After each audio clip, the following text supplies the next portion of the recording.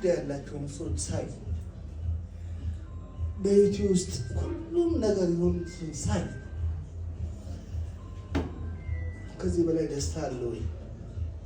የሚያስለቅስን አጠገቤ ሀብቴ ቢኖር የሚያስለቅስን ሰው ይህን ቢያይ በቤቴ ውስጥ ጉዳይ ያላቸውን ሰው ሳይ ይህን ያስለቅሳል እንጂማ ደስታ ማን ይጠላል?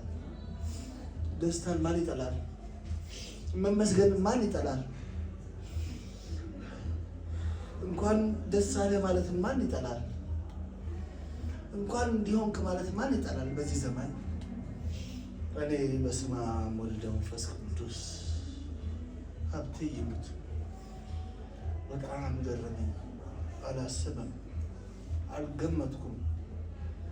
በቤቴ ውስጥ ግን ጉዳይ ያላችሁ በሙሉ አየሁና ደነገጥኩ፣ አለቀስኩ። ይህ የደስታ ምንጭ ነው።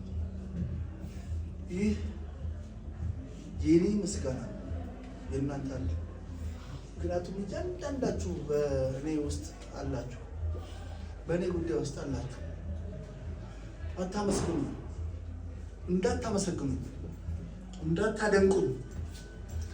እናንተ ስለኖራችሁ ነው ለካ ይሄ ሁሉ ምስጋና ይሆናል። በእያንዳንዳችሁን ሳገኝ በእያንዳንዳችሁ ጉዳይ ውስጥ ለሰው